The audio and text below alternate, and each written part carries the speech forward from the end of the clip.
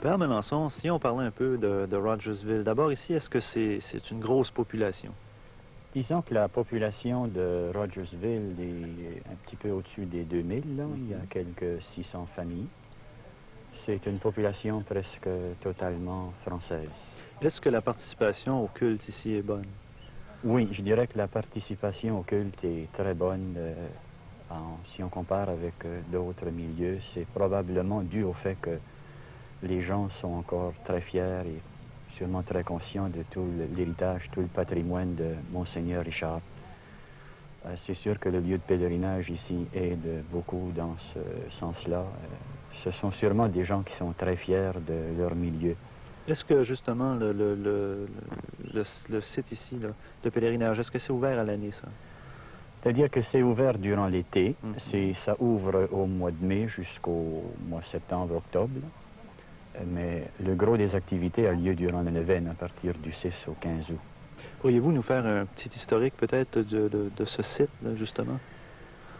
Monseigneur Marcel François Richard était curé ici à Rogersville et en 1910, il avait hérité d'une magnifique statue de la Vierge Notre-Dame de l'Assomption qui était au Congrès eucharistique de Montréal.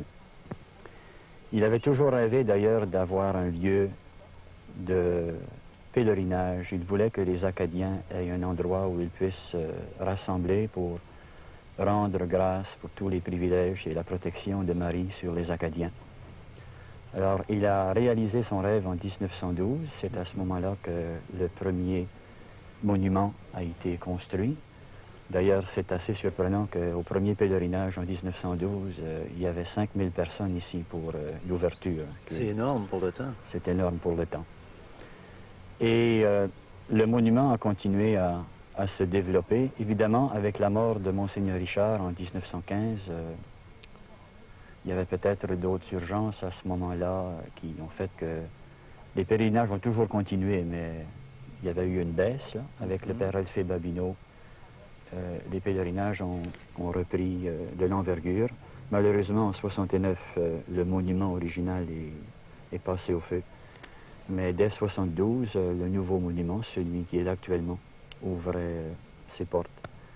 Et les pèlerinages ont toujours continué. On a eu beaucoup de pèlerinages des Franco-Américains.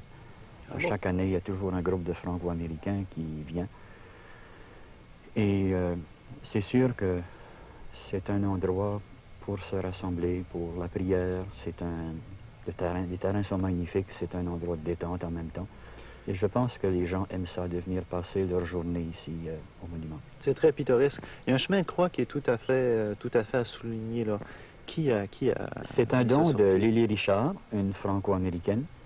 C'est elle qui a donné les fonds nécessaires pour la construction de ce chemin de croix. Évidemment, le site s'y prêtait. Le site est très beau. Et puis, à chaque jour, durant le pèlerinage, on invite les pèlerins à venir faire un chemin de croix ensemble. Quelle est la mentalité des gens ici à Rogersville? Moi, je trouve que les gens sont vraiment fantastiques. Ils sont très chaleureux, très accueillants. Moi, je me dis, c'est vraiment la mentalité, c'est la belle mentalité acadienne. Les gens sont très actifs. Ils se tiennent ensemble, ils travaillent ensemble. Ils ont beaucoup de détermination parce que, comme je soulignais tantôt, étant loin des grands centres, on ne peut pas se fier sur les grands centres pour ce qu'il nous faut. Alors, on a presque, je pense que sans exagération, qu'on peut dire qu'on a tous les organismes ou tout ce qu'il nous faut pour être vraiment bien organisé comme une communauté très vivante.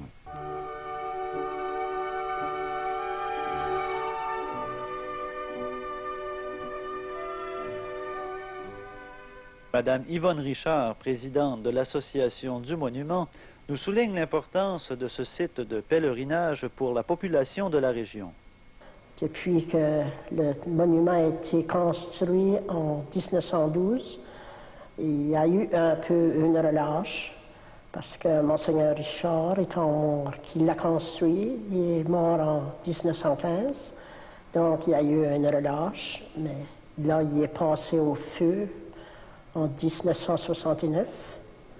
Il a été reconstruit de nouveau en 1972, dont les pèlerinages sont commencés, c'est-à-dire qu'ils ont été plus organisés, puisque c'est dans tout l'archidiocèse qu'il y a des autobus qui viennent chaque jour de la neuvaine, du 6 au 15 août. Si on remonte un petit peu au début, qu'est-ce qui se passait à ce moment-là? Est-ce qu'on faisait des neuvaines également? On faisait après 1912, du temps de l'autre monument. Là. Oui, les neuvaines se faisaient, ils venaient du monde, c'était pas organisé comme maintenant. Il y avait beaucoup de monde qui venait, surtout les premiers pèlerinages. C'est dit qu'il y avait 3 000 à 4 000 personnes qui étaient venues. Donc, finalement, la partie ou la période la plus importante serait du 6 au 15 août jusqu'à la fête de Notre-Dame de l'Assomption. Justement. Mais aujourd'hui, est-ce que les neuvaines se répètent ou comment ça se passe?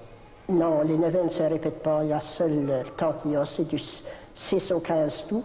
Mais le monde, tous les dimanches, il y a quelqu'un qui vient visiter, puis ça vient partout visiter. J'imagine qu'il y a une procession qui est faite. La procession est faite le 15 août même au soir. Mais le dimanche, avant la fête, là, on donne le souper. Un gros souper est donné.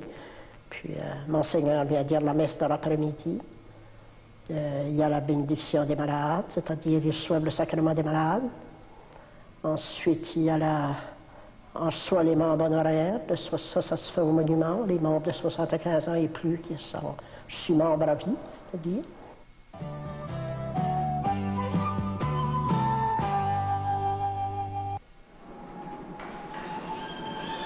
Une nouvelle loi sur l'hygiène et la sécurité au travail est maintenant en vigueur au Nouveau-Brunswick.